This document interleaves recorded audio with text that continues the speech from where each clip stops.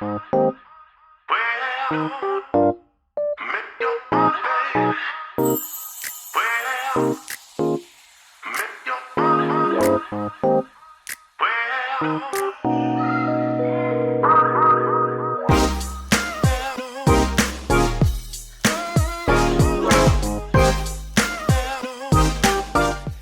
Paxton is revealing his proven strategies for crafting bundle offers for holiday, niche, complementary products, and more that improve your AOV and boost your ROI per order. So he'll show you the top ways to increase the perceived value of your products by understanding your customer and using better ad copy and creative. Super stoked to have you here on stage. Welcome to AdWorld.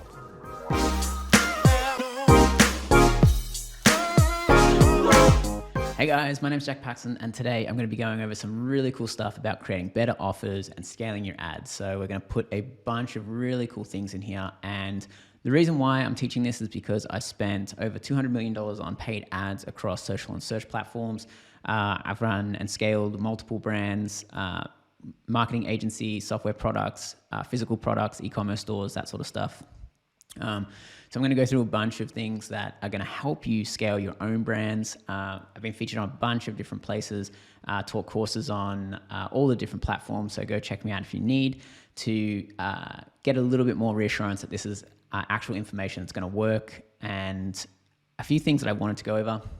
I really wanted to structure this as like the problem focus, not necessarily just the strategies and that sort of stuff, because once you understand the problem, you can then create better strategies and create better solutions to those problems. So the first off is the profit problem. A lot of stores, a lot of ad buyers struggle to make their campaigns profitable. Now, a few things this comes down to. After the iOS 14 updates, you really need to start looking at more than just your ad account. And a few things here is I'm going to give you a unit economics calculator, which we use for all of our brands. And that really assures you that you are driving the right traffic, the right quality of traffic, and it's turning into profitable sales, even if it's not direct attribution or one-day click attribution. That's really going to help you plan out your profitability, plan out your inventory, and plan out a bunch of other stuff that's going to help you make your marketing a lot more profitable. Now, when it comes to profitability, the next thing we want to look at is the offers. Now, offers are so important. Changing your copy slightly, changing your creative slightly might move 5-10% in terms of improvements, but changing your offer can, 200-400x the amount of revenue that you're making. The offer is really important, and most media buyers or most brands overlook the power of offers. So I'm going to literally show you a bunch of different types of offers we use with brands. I'm going to give you some examples so you will know exactly how to take those away and apply them to your own product or service that you're advertising across social ads or search ads. The other thing I'm going to tackle is the traffic scaling problem. So sometimes brands will be able to get a profitable ad run, but only at maybe a few $100s a day. So we're going to talk about how we can take that to thousands of dollars a day and how we can really tackle the scale problem. So let's dive into a few of these. Also at the end, I'm going to have a lot of links in here. I'm going to have a lot of different assets that you can go and use. It's going to help you throughout this deck. So you're probably going to get the deck. So don't worry too much about that. So there's going to be a bunch of charts in here and that sort of thing that you might not be able to see too well on this, but don't worry, you can go back and spend a bit more time looking at those. So it really comes down to, this is what I talk to a lot of brands about in terms of organic and paid. Now, organic is great. You're just paying with time. It takes a long time, and I do encourage a lot of brands to actually go and do organic because it does assist everything in terms of driving organic revenue, helping your ads, helping the data collection. So data collection is going to be really important. And I'm really going to want to dive into how brands should be using their Google search terms to inform and make better offers. We'll dive into that later. Only downside is organic is slow and it's pretty hard to scale. It takes a lot of manpower. Now with paid, you're really looking at, it's a lot faster because you're paying with money instead of time. It's much more scalable as you can expand a lot easier. Now, the golden metric to the brands that we work with that are doing millions plus a month is 30% of their revenue coming from paid, 30% coming from organic or direct, 30% coming from email and SMS, and then 10% floating. So try and hit that benchmark. Once you hit those benchmarks, you're really in a great place to scale. Okay, how do you get more revenue? You increase pricing, you use upsells, you use cross-sells, you use bundles, and there's a bunch of other ways that you can do it as well. But these are the ones we're going to focus on because these are all kind of like offer focused, and these are some of the easier ones to do. When it comes to knowing your metrics, I'm just going to put this here quickly, but please, please, please make sure you understand all of these basic metrics: lifetime value, average order value, ad click-through rates, website conversion rates, and profitability. So make sure that you know all of these, and this is going to make your life a lot easier when it comes to figuring out how you can make your offers and your ads much more profitable. Because our goal is to continually be increasing the AOV, average order value, and to continually be increasing the lifetime value. So usually you're going to want to bring in the first touch, the first conversion, the first email or phone number through paid advertising, because this is top of the funnel. And then you're going to want to maximize the average order value on that if possible. And then you're going to want to try and maximize the lifetime value via email, SMS, and different types of remarketing strategies. So this is a quick little overview of the unit economics calculator. You can see it here, but I'll also give you a link so that you can actually just copy that and apply it to your own brand. Really what we want to look at is some of the inputs and what that looks like when it's an output. So you're putting in all of your metrics, such as your paid and organic traffic volume, your conversion rates, your profit margins, and then you're adding in your extra revenue or expenses.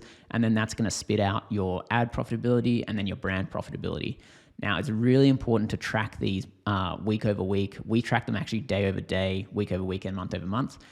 But really, you want to see the correlation between your ad ROI and your total brand ROI. So marketing efficiency is what everybody's calling it. But essentially, you want to track this so you can see the correlation between your ad ROAS and your brand ROI, and you want those both to be going up and to the right. And if you don't track both of these, it makes it very hard to understand if your ads are working or not. If you see ad ROI went up, brand ROI went up, okay, whatever we're doing right now is working. Let's do more of that. If you see your ROAS or ad ROAS drop, but brand ROI keep going up and nothing's really changed, traffic is similar, you know that something in the ads is working. You just need to dig a little deeper in how to track that and find that using maybe UTMs, APIs, all that fun stuff. I can also add another link in guides on how to make sure all your tracking is as fulfilled as possible. All right, now let's jump into the offers. So starting out here, I want to put a few kind of criteria together. So when you're creating offers, ideally it's best for 2+ products. It makes it a lot easier. If you only have one product, that's not a problem. You can always easily create a second product. And this doesn't have to be a physical product. This could be a digital product. So that might be guides, courses, ebooks, checklists, calculators, all sorts of stuff. So yeah, don't be worried if you're only a one-store product. You can easily create additional products that are digital or physical. Next up, make sure that you are using data to put together these offers and packages. So what I mean by that is make sure that you're looking at your website search terms. What are people searching on your site for? Make sure you're looking at your Google search terms. This is going to make a lot more sense further down when I show you how to put these packs together. And then make sure that you're using upsells and downsells. So this also is a lot easier when you have multiple products. But if you're using upsells and downsells, that will allow you to increase that average order value. Using apps like Bold or Zipify, those sorts of things with Shopify makes it really easy to do. Now, the first type of offer we're going to go over is bundling. Now, I'm going to go over about 4 different types of offers. So hopefully one of these are going to be able to fit your brand. If it's not, shoot me a message and I'm sure I can come up with an offer for you. So bundling. This is essentially making more perceived value with their purchase. You'll see this all the time, but you might not notice it. As we go down this list, remember, you're going to get these slides. So if I skip over some of this, it's just because I'm trying to get to the juicy stuff. And you can always come back and read this stuff. But this is an example that I want to put to you. So this is a cookie company. They just make cookies. You purchase them online. They deliver them. Now, they currently have a 4-flavor box. Now, they don't really call this anything. They just call this the mixed box. Now, there's so much opportunity here to scale with all these different types of offers. So people searching for mixed boxes on your site? Maybe, maybe not. Is there an occasion box? No, there wasn't. Are there any opportunities that we can get out of using this mixed box? So these are the 3 opportunities that we came up with. So for example, people were searching baby shower gifts. So this was great. We literally just took that same product, made a new product page, changed the descriptions, changed the titles, maybe changed some of the images, and made it a baby shower box. You're still producing the same product. Next one was pity party. So this was like getting over your ex, whatever it may be. There were a lot of search terms for this. There was a lot of search traffic for this. So it was kind of like a feel better box. And the next one was a birthday gift box. So many people were actually looking for birthday gifts, but they weren't really understanding that a mix box could be. So we picked up on all of those search terms for birthday gift box, birthday cookies, birthday gift cookie box, all of these things going into our search ads, as well as helping organically rank for those types of keywords, because they're not as competitive. When you start breaking down these different offers and creating more specific ones that are really, really aligned with your niche and your product, you find that you can rank for those a lot easier than, for example, buy cookies online. So that's one thing that you can do with bundles. As I mentioned, it was the exact same box. We just changed the product pages. They were still producing the same product, whether they were sold, 5 mix boxes, could have been like 3 of the gift box, 2 of the pity party box. Essentially, you're using the same products. All you're doing is making your ads and your products more relevant to people's search terms or search intent. Now, this is really important because this is going to really increase your conversion rate, because you're still going to pay, let's say, $1 per click. And the only difference that you're going to get out of that dollar is your conversion rate. So it's like, okay, if I drive 1,000 people, it's going to cost me $1,000. I can either sell, 1 in 5 people or 1 in 10 people. And like, we want to continually increase our website conversion rate. We want to get it over 4 to 5%, which is really good. Average would be like 3 to 5%. Under 3, unless you're a really expensive product, you definitely need to do some work to get that conversion rate up. So hopefully those benchmarks are going to help. Now, this is the next example. So this was a brand that we were working with, and they had a bunch of different products that were relevant to each other, but they weren't making it a bundle kit or anything like that. So they were missing out on a lot of revenue up front. So people would maybe just come and buy this $39 product. They just buy one. They didn't even know about these 2 other products. So what we can do here is we can actually go and create a bundle that is specific to this so that we're getting someone to buy all of this. Now, someone who does this really well is Amazon. You'll see people also purchased. So this is a great example of how you can actually sell more product to the same person in that same session. So this was positioned as a product that allows you to calm your pets down. So it's literally a jacket that your pets wear, and it helps them stay calm. And so we literally packaged up these 3 products to make it a calming kit. So now for people who are looking for the search term, like calm my dog, or dog scared of storms, dog scared of fireworks, that sort of thing. Now this kit was very, very specific to what they were thinking about purchasing, what they wanted to purchase. So now we can start targeting those keywords in Google, and it's very relevant. So a calming kit, dog calming, all that sort of stuff. And instead of just getting $39 for that purchase, we can then bump that up to around a $50 purchase. So you're going to get, an extra $10, $20 per order. If you're applying coupon codes or not, you're going to get an extra $10 to $20 per order, which is going to back out to making your ads much more profitable, because that's adding an extra $10 or $20 onto your average order value will make your ads a lot more scalable, because you'll have more margin to work with and more margin to scale. Now, if you're in a competitive niche, usually the brand that is willing to pay the most will get that customer. Now, it's not so much about making it profitable on the first purchase. We know that if someone's got a dog, we can send a ton of emails, a ton of SMS, a ton of remarketing ads to these people to go and buy other products too. So that's where the cross-sell comes in. The cross-sell doesn't have to be on the checkout page. The cross-sell can also be via email. So Klaviyo does a great job at allowing you to do this. And if you use these kits, you can tag those people, and we know that this person has already bought the calming kit, so they're going to need refills of these 2 products here too. So think about how you can create kits of relevant products. This is a lot easier if you have a lot of products in your store. Examples are everywhere. So for apparel brands, partnering up a kit for, top and bottoms, matching that. This is a little surf kit, so you can make them theme-based. Bedding kits, luxury bedding, move-in bundle. These are the exact same product. All we did was change the positioning, and this allowed us to target all of the search terms of people moving in and needing new sheets. These were able to target everybody who was looking for luxury bedding. So think about how you can position the product into the right search intent and make your ads more relevant. That's really the value of these bundles. It's making your ads more relevant. So when people see that, they're like, oh, I actually need that, versus, oh, just another bedding company. Same with this shaving kit here. So instead of just selling the one razor, which is maybe like $40, we're trying to increase the average order value to around 90. And our conversion rate didn't really change that much, but obviously our ROI on that did. And then you can also look at gifting. Gifting sets are fantastic because people are terrible at buying gifts. And so if you can package it up easily for them, it makes it look a lot more thoughtful. And you can see here that they've added a little frame on this and allowed it to really stand out as a gift. All right, so next example here, we have a product that melts wax and it smells really good. So it's an alternative to candles. So the problem that we had with this brand was that people didn't really know what this product was, and people would buy just the Max wax melter, or they would buy just the wax melts. They wouldn't necessarily buy them together, or they would mess up their order. And so it would make it really hard for people to get started with this new concept. So what we did was we created landing pages specifically to the wax melting starter kits.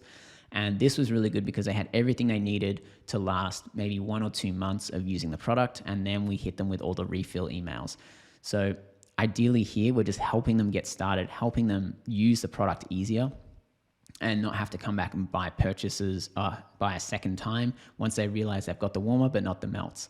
And this is a really good first touch point or introductory to the brand, because we're only showing this ad to new prospects, so people who have never heard about the brand. And that was a great way for them to get started using the product. And once they got hooked, that's obviously when we start making our margin back on all of the refills and everything. So the value of this is that the starter kit is actually a little bit cheaper than if you were to buy everything individually. So you're saving $13. So automatically, everybody who's shopping thinks that they're getting a really good deal. Same here. Same concept. This is a really clever way of doing it. So save 20% when you add all of these products in here. So you can say buy one time or subscribe and save. Really pushing people to get that subscribe and save so that we can get a much higher LTV. So we want to make sure that lifetime value is maximized, and subscriptions are a great way to do this. Obviously, only certain brands will work with a subscription, but if you have the option to make a kit and then subscribe, that's a great way to get a much higher LTV out of your customers or out of your potential customers. The other thing is, this is very convenient for someone who's just getting started with your brand. If they're given everything, it's much easier because you're literally just packaging it up nicely for them. They have everything they need to get going, and it's a great brand experience. And then you can also do all the remarketing to get them to repurchase or refill or whatever you needed to do. You know, this is very commonly used across many brands. This is an example of a boba one. So boba starter kit, shaving starter kit. So there's a lot of opportunity here for helping customers more easily get set up with your product and your brand. And it's a much smoother experience. And again, you're increasing that average order value because instead of just selling maybe one shaver or one shaving cream, you're selling the whole pack. You're giving a discount on that. And it's really helping you have a good customer experience. Same with this one here. You're giving multiple flavors. You're giving them everything they need to make at least 1 or 2 months of boba tea, and they're saving some money. And it's a much easier way to actually get that customer involved in your brand. A few starter kits here. I'm just going to jump through these. I like showing a lot of examples so that hopefully some of these examples are going to be relevant for your brand. And think about how you can put together a starter kit, because it's a great way to use an offer at the top of the funnel and to get people to make that first purchase. Now, the next one I want to go over is a gift with purchase. This is really clever because I'm going to give you an example about how you can actually make this more profitable than just giving a dollar or percentage discount. Because people are getting dollar or percentage discounts everywhere. It's not really that unique anymore. So what you want to do is you want to increase that perceived value. Now, just because something may look more expensive or look like a bigger discount doesn't mean it is. So I'm going to give you a great example about how we did that with this brand here. So this is a yoga product. They do yoga subscription clothing. And what we had here was we split test two options. So one of them was to look at the free leggings. So this was when they purchased, they got some free leggings. And this other offer was when they purchased, they got $20 off. So which one do you think did better? It was the free leggings. Now, this was really interesting because when we really broke down the numbers, and this is another reason why you really need to know your unit economics, and using those calculators is super important. But when you break this down, a pair of leggings at cost was only $11 to these guys. But the perceived value of a new pair of leggings was really high. And the other thing is, when you're doing a gift with purchase, it could be older product, it could be last season's product, it could be stuff that you're just trying to sell out of. So you can do a limited time, a limited run, that sort of stuff. So it really helps you clear out inventory as well. So you don't have to keep paying for that shelf space maybe in your warehouse. Now, the other thing is the $11 is much less than the $20 off that they would lose on the $20 discount. So think about what you can add as an additional product with a gift with purchase. And this also makes your perceived value a lot higher. And the other thing is, people are just sick of getting percentages and dollar amounts off. It's not as exciting. It's not as interesting. And you'll see a lot of brands doing the gift with purchase really, really well. The more kind of like relevant the product gift is, the better it will be. So here you can see a shaver that came with a magnet. Here you can see this skincare company was giving out a free product that was valued at $350. But obviously it cost them a lot less. Maybe it was older products that they were still trying to move. Black Friday, we did a gift with purchase. So this is really good because gift with purchases are a great way to stand out from all of the regular like 10, 20, 30% off, whatever it may be. So adding gifts with purchase can really save your margin in highly discounted periods like Black Friday and Cyber Monday and that sort of stuff.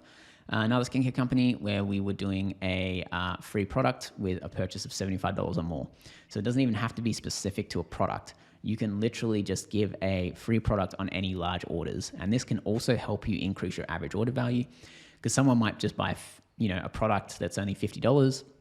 But once they see that they get an extra product, if they spend $75, they go and add a second product to their cart.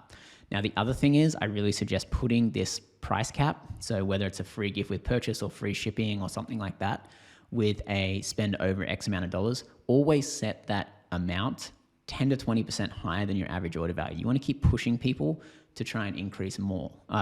You're trying to keep pushing people to spend more in your store. Okay, third strategy is holidays and gifting periods. So this is really good because this can be very specific to your brand. It can call out your direct customer that you're after. So everybody will run 4th of July, Thanksgiving, Christmas, Easter, all those sorts of regular holidays. A lot of people are doing offers then. Now, when you are running holiday discounts and promotions, everybody is usually running the major holidays.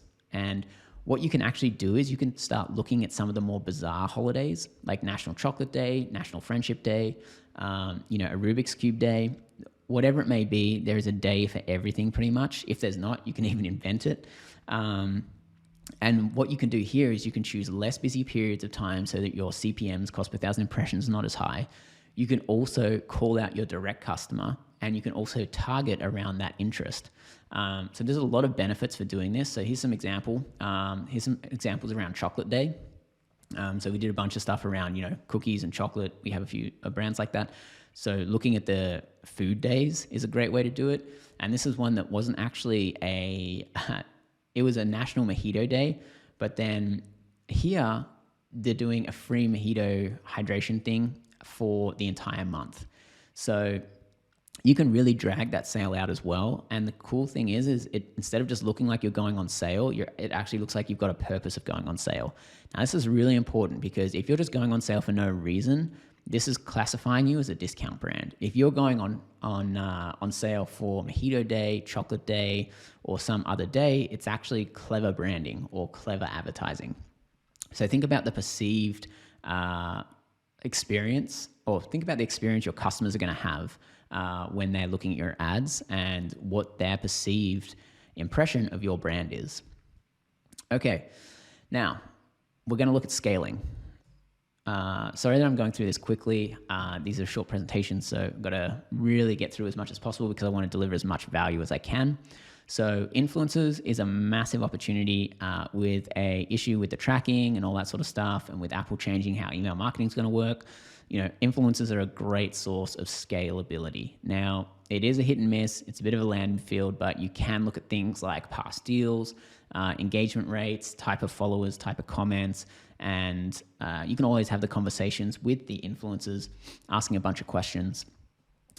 We have a really in-depth guide about how to deal with influencers and how to actually create good offers and good deals with them, and then also how to use ads to track their performance better and scale a lot better. So super in-depth guide about that that you can go through as well. But really, I want to focus on the overarching concept of this and how to get started with it, and then you can dive into the nitty-gritty later.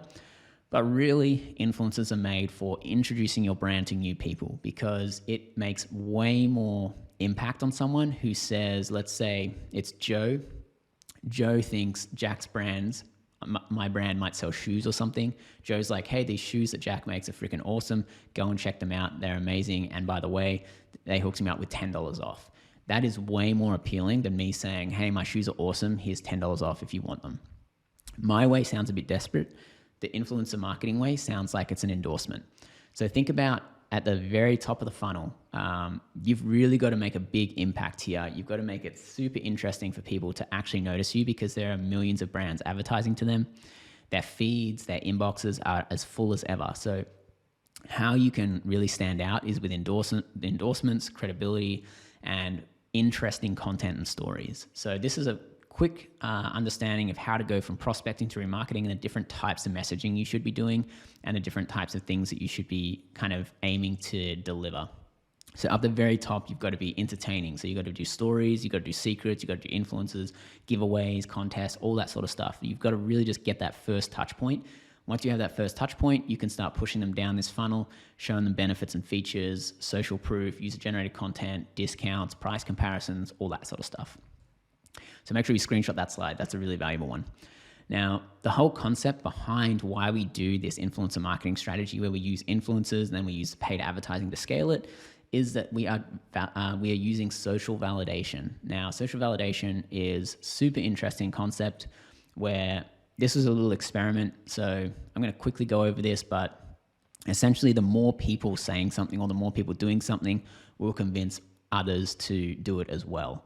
So this same concept applies when you are, for example, going to a restaurant, and the restaurant with the longest line is usually the most popular, and it makes you want to go to that restaurant.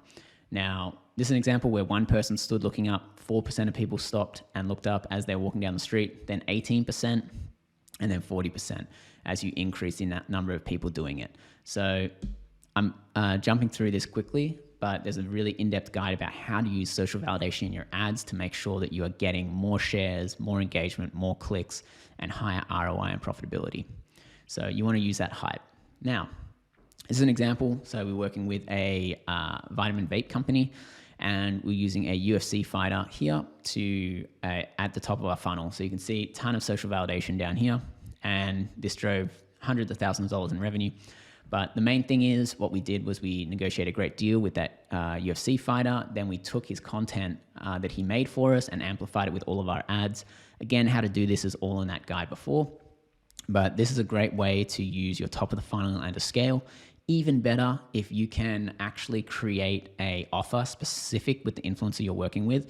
We were kind of lazy on this one and just did a 25% off with his name in it. But obviously you can create those specific offers, like a box or a kit for this person specifically. So you could say the Ryan kit, and you can, craft a kit out of that with maybe 3 or 4 of your products. Now, this is a really easy way to make your ads much more interesting, much more appealing, and stand out a lot more, which is the key right now. Paid ads, this comes into it as really the amplifying factor and what you really need to think about doing constantly, because it is the easiest and fastest way to scale, and everybody's always looking for fast. So just to reiterate, top of the funnel, we're using influencers, giveaways, quizzes, viral videos, high performing content. This is to get the first touch. Bottom of the funnel, we're using all of our remarketing, our social remarketing, our website remarketing, our email remarketing, all of this remarketing is driving the revenue. All of this top of the funnel is driving the traffic and leads. You can see you start with a lot, and as you move down the funnel, you get less and less and less. The higher your conversion rates at each step of the funnel, the more revenue you're going to make. So that's why it's really important to look at your conversion rates at each step of the funnel, and also use that economics calculator, unit economics calculator. Now, when it comes to making improvements, when we look at campaigns and when we look at offers, we have all of these 3 levers that we can pull. And we want to try and increase the performance of these 3 things 5 to 10% month over month. So something's not working, we go back and retest the creative and the copy and the offer. So this is how do we grab their attention? How do we get that first touch point? The next one is targeting and traffic. So if we think, hey, our click-through rates are really good, cost per click's really good, the interest in our offer is really good, then we'll be like, okay, well, maybe it's the traffic and targeting. So we've tried different interests, try different lookalikes, try different strategies, different channels. So for example, Facebook and Instagram is a little bit tough. We might go check out Taboola, we might go check out Reddit, we might do LinkedIn, we might do search, Bing, Google, all those sorts of things. So try different channels and make sure you diversify. Out of the 30% of revenue that's supposed to be coming from paid, you should never have more than 10% of your revenue coming from one channel, because you want to make sure you're diversified. You can even go higher. You can even maybe say like 20, 30% from one channel, but make sure you're not 100% reliant. We know a lot of brands that got stuck with the iOS 14 update of getting all of their revenue from Facebook and Instagram. And then when it hit that they changed the tracking rules, it was devastating for them. Whereas the brands that we were doing maybe 2 or 3 different platforms, they weren't as badly affected. So make sure you have diversification in your traffic and targeting. And the last one is your user experience. Do I need to make better landing pages? Do I need to make better offers? Do I need to make my checkout experience better? How do I continually improve this experience? And this is for pretty much website conversion rate. This is pretty much CPMs, and this is pretty much cost per click and click-through rates. So really focus on those 3 things. Now, a few quick things that I'm going to go over for best copywriting practices and best creative practices. So for this, using user-generated content, get your reviews from customers, publications, PR releases, all that sort of fun stuff. Even social comments. Make sure that you are hooking people in the first few seconds. So that first line of copy really needs to hook someone, really needs to be interesting. Keep it simple. It doesn't really need to be overcomplicated. People are just skimming. So really just make them stop skimming and actually dive deeper, get more interested in the content, which is usually meaning it's a hook. We have an avatar sheet which helps you understand who your ideal customer is and how to create really good hooks or really good value propositions for them, so that you can use that in your ad copy and your video content that you're making your ads for. And then in terms of ad creative, video always performs best. I always suggest that you do a portrait, a landscape, and a square size whenever you're doing creative, so that you can run it in all the different placements. Also 15, 30, and 60-second views. You want to be able to hit up all the different ad placements and test the different ad placements to see which ones actually have the best click-through rates, the best conversion rates, also the cheapest CPMs. Now it's really important to try and get your CPMs down as low as possible, because cost of traffic is getting more expensive. All right, this is a quick screenshot of everything that we track in our Facebook account, and these are all of the columns that we look at. So come back here and just copy these. Really important ones are on-platform metrics, so number of post saves, number of post shares, and then we create a bunch of custom ones, which is share ratios, and make sure that you track all your conversion rates of the funnel in your Facebook ad account. It makes it really easy to optimize your ads and ad sets.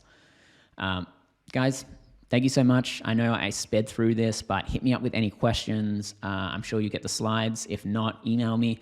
I can send them to you. I'll give you all those extra assets, all the calculators, the avatar sheets, and anything else, all the guides and that sort of stuff that we use. This is really top level, high level, so I wanted to make sure I covered enough of everything, but the real takeaways are really focus on creating better offers. That's going to do so much in terms of leaps and bounds for increasing your ROI on your ad spend. Remember, improving your copy and creative is only going to move the needle a little bit. Completely changing your offer and making your offer relevant to the actual people that you're targeting is going to make a much bigger difference in terms of your ROI and your ROAS. So really think about different offers that you can use. Try and copy some of the examples I put in here. Try and use influencers to get your CPMs and volume of traffic up, CPMs down. And then try and make sure that you use the ad strategy with influencers to improve the tracking of that performance and also increase the scalability. So hopefully this has been really helpful. Can't wait to hear from you, and go out there and crush it with your ads.